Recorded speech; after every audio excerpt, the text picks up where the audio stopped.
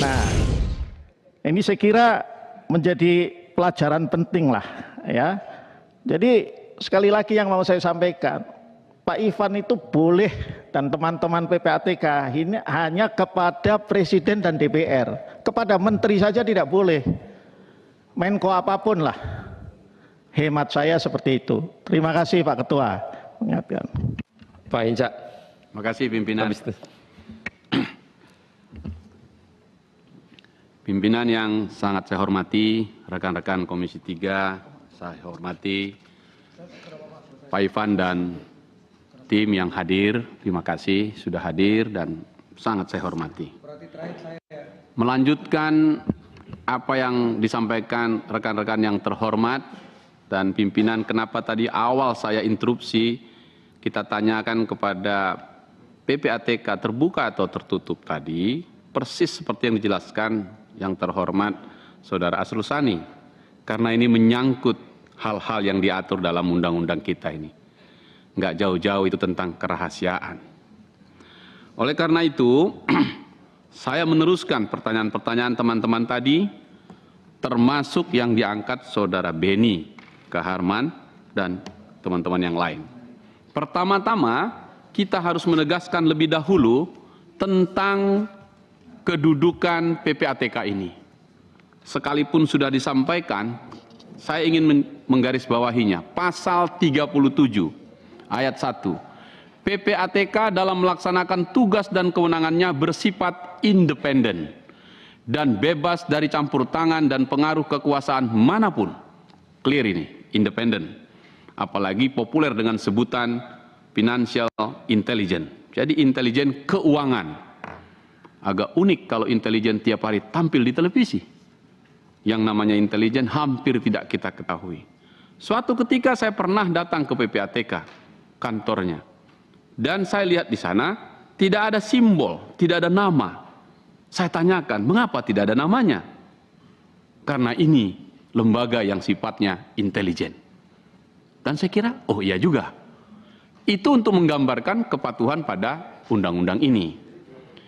Kemudian kepada siapakah PPATK bertanggung jawab? Hanya satu saja, kepada Presiden, titik itu.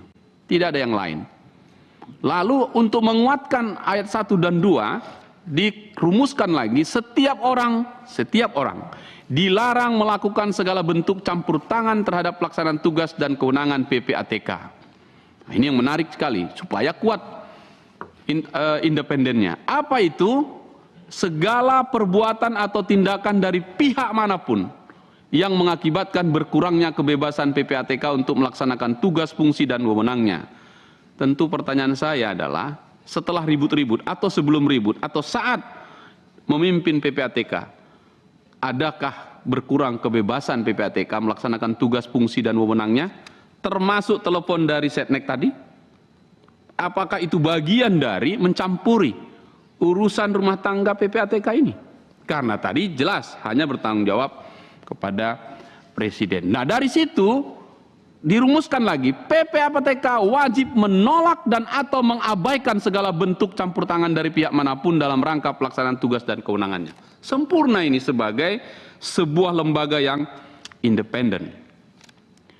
Selanjutnya, kita kemudian dikejutkan dengan data yang tadi atau seminggu terakhir ini menjadi konsumsi kita semua, gitu.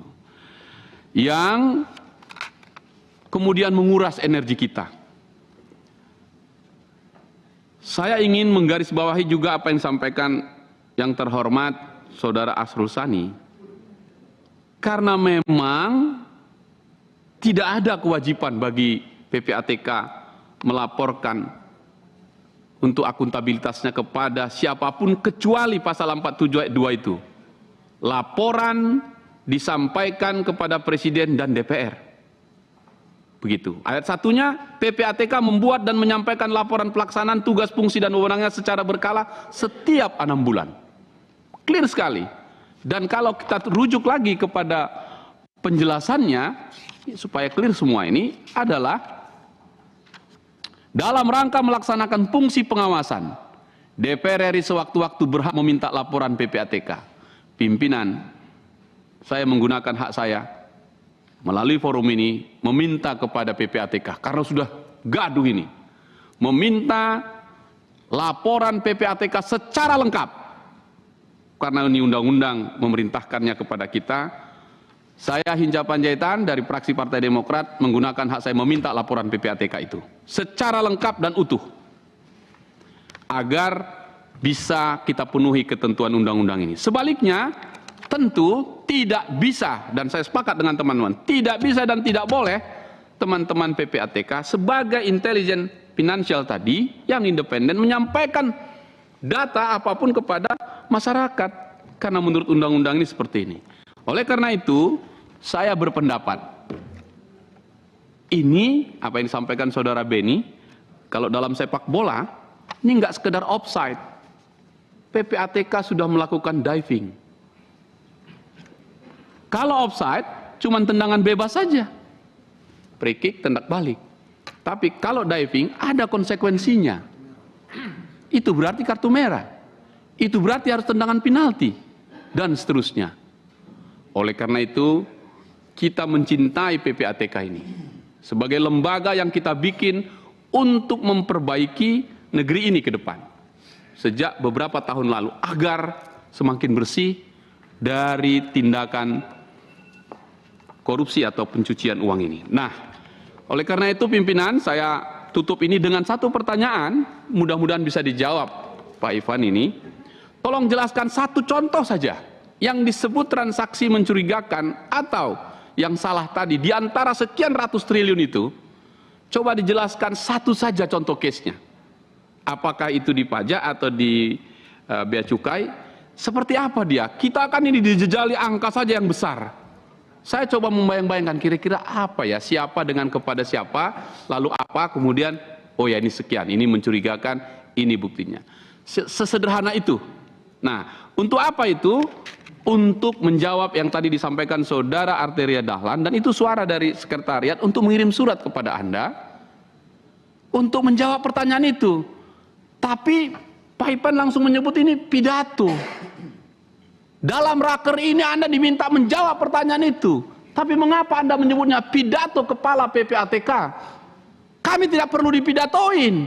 Yang diperlukan jawab itu. Ini yang salah. Mengapa sampai seperti itu? Kami tidak ingin dipidatoin Pak Ivan. Kami ingin dijawab dengan pertanyaan itu tadi. Dengan demikian tertib kita untuk buat ini. Namun demikian saya menganggap bahwa ini semua itikat baik kita. Itikat baik PPATK, itikat baik Menko Polhukam, itikat baik Menteri Keuangan untuk menuntaskan ini. Dan tempatnya bukan di luar sana. Tempatnya ada di DPR ini. Karena itu pimpinan, tidak mungkin selesai hari ini, dilanjut lagi bersama-sama dengan Menko Polhukam. Baru, tetapi data harus dimasukkan dulu. Saya kira itu saja pimpinan. Terima kasih. Terima kasih. Sebentar, interupsi. Jadi saya kira memang yang disampaikan terakhir tuh Pak Hinca di closing statementnya itu kesimpulan rapat hari ini nggak akan ada ujungnya. Ya, jadi mungkin rapat ini kita skor sampai kita bisa menghadirkan Menko sebagai ketua apa tadi itu komite, baru semuanya bisa terang benderang. Saya kira itu. Jadi rapatnya mungkin bisa segera diakhiri dan kesimpulannya itu. Mungkin nanti setelah Pak Heru, Pak Anca baru selesai. Pak Hinca sebentar. Terkait dengan mungkin kalau ini saya belain Pak Ketua PPATK pidato. Jadi narasi awal, narasi awal adalah kan tadi beliau bilang mungkin pengungkapan narasi tentang ungkapannya tidak tepat. Nah ini salah ketik aja. Udah biasa kita salah ketik, salah judul maksudnya. Jadi jangan diajukan negatif dulu. Dan saran Pak Mulfahri nanti setelah Pak Anca, Santoso mau juga. Mungkin setelah 3 orang ini bertanya, nanti Pak Ivan nggak perlu jawab karena ada rapat lanjutan tanggal 6 April 2023. 29 yang bersangkutan sebagai sekretaris komite yang kita undang. tapi tanggal 6 April sebagai ketua PPATK. Jadi terpisah. Pak Ivan agak sedikit lelah nanti karena kita akan panggil terus. Silakan Pak Heru. Terima kasih pimpinan. Assalamualaikum warahmatullahi wabarakatuh. Yang saya hormati pimpinan dan seluruh anggota Komisi 3, yang saya hormati Pak Kepala PPATK beserta seluruh jajaran. Sebetulnya sudah banyak tadi disampaikan oleh rekan-rekan Komisi 3, namun saya hanya ingin memberikan penguatan saja. Sebetulnya persoalan ini adalah berawal dari statement dari Bapak Mahfud MD yang kemudian menyebut soal temuan 349 triliun yang ada di Kementerian Keuangan, dan itu adalah datanya dari PPATK. Tapi saya kira ini juga kemudian menjadi sebetulnya awal yang baik bagi kita semuanya, meskipun ini agak sedikit runcing ya bagi Kementerian Keuangan, dan mungkin nanti tentu pasti ada temuan-temuan lain Mbak yang ada di lembaga lain yang saya kira ini juga nanti perlu juga kemudian ini dilaporkan kepada kita juga Pak Ivan. Jadi saya kira bukan hanya sekedar yang 349 triliun saja, karena 349 triliun ini kan ada yang hanya yang ada di Kementerian Keuangan saja, tapi juga ada transaksi-transaksi mencurigakan yang lainnya yang kemudian juga kita perlu tahu jika memang itu ada indikasi tindak pidana pencucian uang. Begitu. Saya ingat betul Pak Ivan ini ketika rapat dengan Komisi 3 selalu menyampaikan soal laporan transaksi mencurigakan kepada kita. Tetapi kemudian tidak pernah disampaikan secara detail, Pak. Transaksi mencurigakannya itu di sektor apa saja.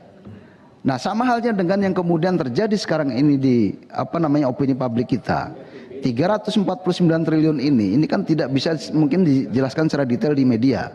Itulah yang kemudian menimbulkan kecurigaan publik, sekaligus ini membangun opini publik yang tidak sehat. Bahkan sekarang di sosial media kita Pak, itu ada gerakan yang namanya tidak usah bayar pajak lagi, karena pajak kita dimakan oleh orang-orang pajak.